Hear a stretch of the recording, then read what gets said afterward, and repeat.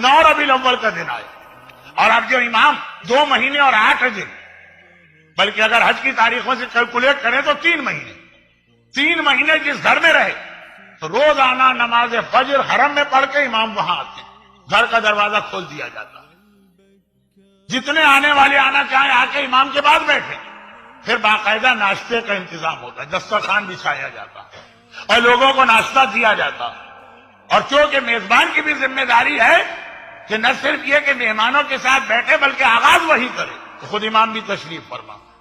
9 ربیع الاول 67 ہجرہ کہ اچانک ایک آدمی بھرے ہوئے مہمانوں کے اس کمرے میں داخل ہوا، دسترخوان بچھا ہوا، ناشتہ شروع ہو چکا، اس کے ایک ہاتھ میں خط ہے، دوسرے ہاتھ میں تھیلی، آگے بڑھ کے چوتھے امام کے قریب گئے، فرزند رسول میں مختار کا قاصد، یہ خط بھی مختار نے بھجوایا، یہ تھیلی بھی مختار نے بھجوائی، خط کھول کے پڑھا گئے، لکھا تھا کہ اما بعد، اے میرے آقا اور مولا، جتنا میرے بس میں تھا میں نے آپ کے خاندان کے ظالموں سے انتقام لیا، اور یہ 5 کٹے ہوئے سر آپ کی خدمت میں بھجوا رہا ہوں۔ وہ تھیلی کھولی، ابن زیاد کا سر، عمر سعد کا سر، شمر کا سر، ابن نمیر کا سر، پھولی یا ہرملہ کا سر۔ یہ دیکھتے ہی امام شکر کے سجدے میں گرے، مگر اس کثرت سے امام شکر کے سجدے کرتے تھے کہ لقب سجاد، مگر اس دفعہ شکر کے سجدے میں ایک عجیب جملہ تھا، شکرن للہ، شکر اس خدا کا جس نے میری دعا کو اس انداز سے پورا کیا۔ جب امام اٹھے سجدے سارے مجمع نے کہا مولا یہ کون سی دعا کا حوالہ دیا؟ کہا جب میرے بابا کا کٹا سر ابن زیاد کے پاس پہنچا تھا، وہ ملعون ناشتے میں لگا تھا، اور ایک حقارت و ذلت کے انداز میں اس نے کہا رکھ دو ان سروں کو ایک طرف، پہلے مجھے ناشتہ کرنے دو۔ اس وقت میں نے خدا سے دعا مانگی تھی، پروردگار اس ظالم کا کٹا ہوا سر بھی میرے پاس اس وقت آئے کہ جب میں ناشتہ کر رہا ہوں، اور اس انداز سے خدا نے میری دعا قبول کی۔ امام اٹھے، کہا تم لوگ یہ سر بھی دیکھو، ناشتہ بھی کرو، یہ کہہ کے امام اٹھے، اہل حرم کے پاس گئے۔ کربلا سے لے کے آج تک سیدانیوں نے نئے کپڑے نہیں پہنے، نئے کپڑے کا حکم دیا، بالوں میں تیل نہیں ڈالا، تیل کا حکم دیا، کنگھی نہیں کی، کنگھی کا حکم دیا، چولہا روشن نہیں ہوا تھا، حکم دیا کہ آج اچھے اچھے اور لذیذ کھانے پکائے جائیں، جیسے عید ہے اس طرح سے اس کو مناؤ۔ 9 ربیع الاول باہر آئے، اب باہر آ کے امام کو سر دیکھتے جا رہے ہیں، شکرن للہ شکرن للہ شکرن للہ کہتے جا رہے ہیں۔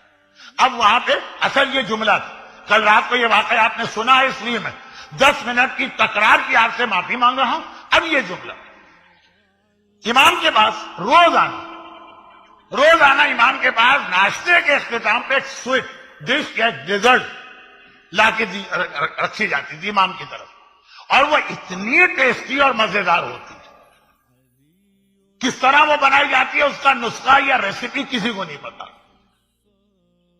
عورتیں ہوتی تو پوچھ لیتی نا کہ بھائی وہ اس کی ریسیپی کیا، ذرا جلدی سے زبیدہ آپا بتا دیجیے، ہم کو لکھنا ہے، یہ پتہ نہیں کون سی آپا ہے، مجھے تو لوگوں نے بتایا، ہوں گی کوئی آپا۔ تو خلاصہ یہ ہے کہ اب وہاں کیونکہ عورتوں کا انوالومنٹ نہیں ہے، مردوں، وہ اتنی لذیذ کہ بہت سارے لوگ جو امام کو امام بھی نہیں مانتے، وہ ناطق ہے، خالی وہ سویٹ ڈش کھانے کے لیے آتے، خالی اس کے لیے۔ جو ہمارے یہاں تبرک کا بھی ایک کنسپٹ ہے کہ اس بہانے لوگوں کو لا کے بٹھاؤ، پیغام امام پہنچاؤ، ہے ایک تصور، لیکن اس کی تفصیل میں نہیں جا رہا۔ تو خیر ان کو باقی معاملات سے اتنا انٹرسٹ نہیں تھا، اب وہ انتظار کر رہے ہیں کہ بھائی اب آتی ہے وہ ڈیزرٹ، اب آتی ہے وہ سویٹ ڈش جس کے لیے ہم اپنے سارے کام چھوڑ کے یہاں آ کے بیٹھتے ہیں۔ آدھا گھنٹہ گزر گیا، امام وہ کٹے ہوئے سر دیکھ رہے ہیں، خوش ہو رہے ہیں۔ کسی نے کہا کہ فرزند رسول بہت دیر ہو گئی ہے، ناشتہ ختم ہوئے، گیپ سا آ گیا، وہ سویٹ اب تک نہیں آئی۔ یہ جملہ امام کا میں بتا دوں، امام نے کہا کہ ان ملعونوں کے کٹے ہوئے سر کو دیکھنے سے مومن کے دل میں جو مٹھاس پیدا ہوتی ہے، کیا اس کے بعد بھی کسی مٹھاس کی ضرورت ہے؟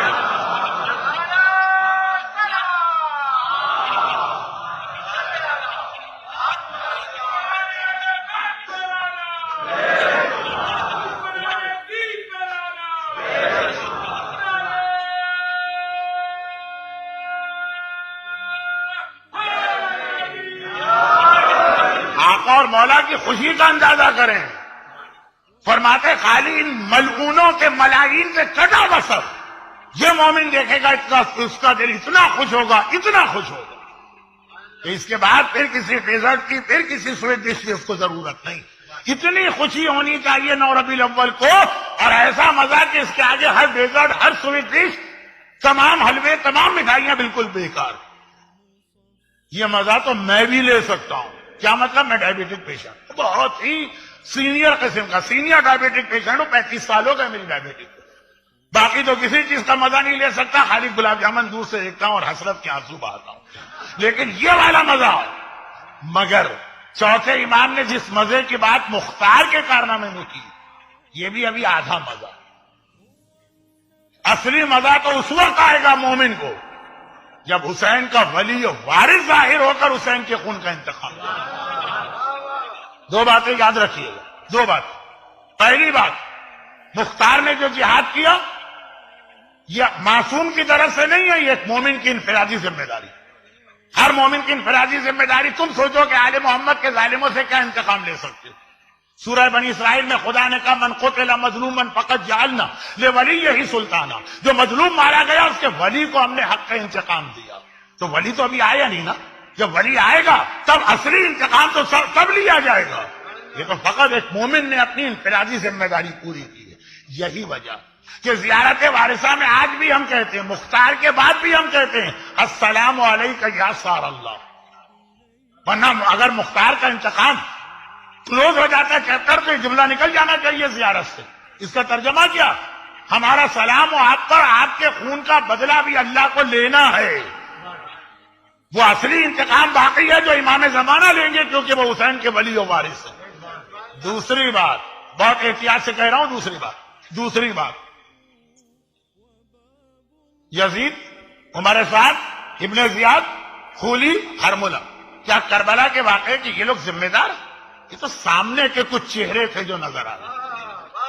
کربلا میں تو ہے کوئی معشوق اس پردہ زنگاری میں، کچھ پیچھے چھپے ہوئے بھی ہاتھ.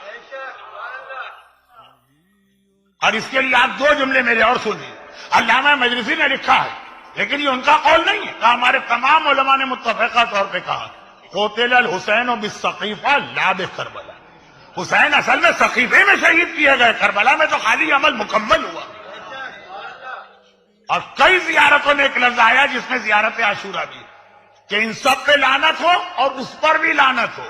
الممکنین لہم والممہدین لہم، ان پر بھی لعنت ہو جنہوں نے معاویہ اور یزید کو ملک شام کا اقتدار دے کے اتنا طاقتور بنایا کہ وہ اہل بیت کے خلاف جنگ کریں.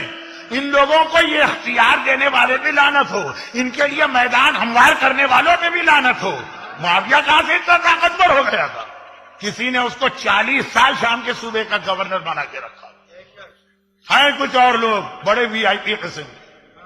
اب وی آئی پی میں کتنے ہیں لیٹر ہیں آپ گنتے رہیے گا. تو مسئلہ یہ ہے کہ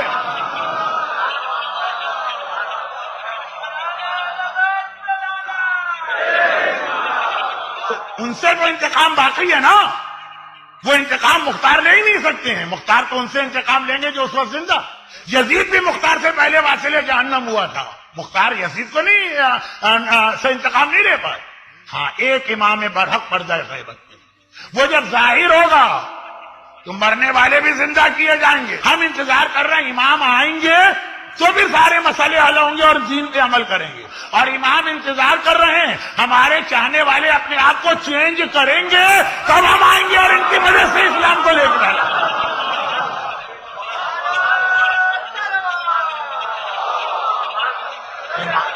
امام منتظر ہے، انتظار کر رہے ہیں ہمارے چاہنے والے اپنے آپ کو بدلیں گے اور پھر ہمیں بلائیں گے تو پھر ان کی مدد سے ہم اپنا جہاد کریں گے.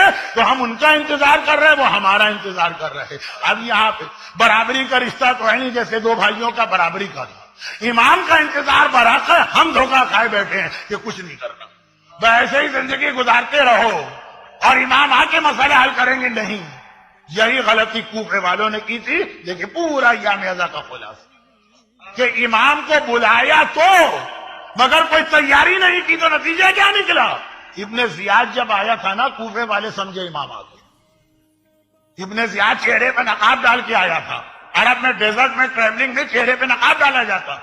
کوفے والے سمجھ رہے تھے کہ ہم نے اتنے خط لکھے آقا حسین کو، یہ حسین آ گئے، جال حسین جال حسین جا سیدنا، آواز لگ گئی، سب لوگ گھروں سے نکل آئے، اللہ اللہ امام کو بلا رہے ہو، اور اتنا بھی نہیں پتا کہ امامت کو پہچانو گے کیسے، ابن زیاد کو امام سمجھ بیٹھے ہو۔ یہی غلطی کہیں ہم سے نہ ہو، کیونکہ ہمارے لیے تو روایت بھی ہے کہ امام زمانہ کے ساتھ دجال بھی آئے گا جو صاحبان ایمان کو بہکائے گا۔ تو جشن عید الزہرا، آخری بات نہیں کہہ رہا ہوں، تو 5 دفعہ کہہ چکا ہوں، آخری جملہ، جشن عید الزہرا ہمیں پیغام دیتا ہے کہ مختار نے جو انتقام لیا وہ بہت چھوٹا انتقام تھا، اصلی انتقام باقی ہے۔ یہ انتقام زہرا کا وارث و فرزند زمانے کا امام لے گا، اور اس انتقام کے لیے وہ ہمارے اور آپ کے تبدیل ہونے کا انتظار کر رہا ہے۔ جب ہم اپنے آپ کو بدلیں گے تو امام آ جائیں گے۔ اور اب میں جملے کو بدل دوں، یعنی اگر ہم اپنے آپ کو بدلتے نہیں ہیں تو امام کے آنے میں دیر ہو رہی ہے۔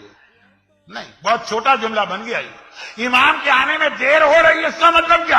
اکبر کے قاتل کو سزا ملنے میں دیر ہو رہی ہے، حسین کے قاتل کو سزا ملنے میں دیر ہو رہی ہے، عباس کے قاتل کو سزا ملنے میں دیر ہو رہی ہے۔ آگے بڑھتا ہوں، زہرا کے بدن پہ کوڑے مارنے والے کو سزا ملنے میں دیر ہو رہی ہے، محسن کو شہید کرنے والے کو سزا ملنے میں دیر ہو رہی ہے، فاطمہ زہرا کے گھر کا دروازہ جلانے والے کو سزا ملنے میں دیر ہو رہی ہے۔ صاحبان ایمان، مومن ہر گناہ کر سکتا ہے، شمر کی سزا کو نہیں ٹلوا سکتا ہے، مومن سے یہ گناہ ممکن نہیں، مومن ہر گناہ کر سکتا ہے، قاتل علی اکبر کی سزا میں تاخیر نہیں کروا سکتا، مومن ہر گناہ کر سکتا ہے، زہرا کی پسلیاں توڑنے والے کی سزا میں تاخیر نہیں کر سکتا۔ تو جشن عید الزہرا کا پیغام یہ ہے، بدلے اپنے آپ کو، بدلے اپنے گھروں کو، بدلے اپنے بچوں کو، تاکہ امام جلدی آئے، صحیح معنوں میں انتقام لیا جائے، پھر ہم اور آپ مل کے امام زمانہ کے ساتھ جشن عید زہرا مزہ تو اسی جشن میں ہے نا جو امام کے ساتھ منایا جائے۔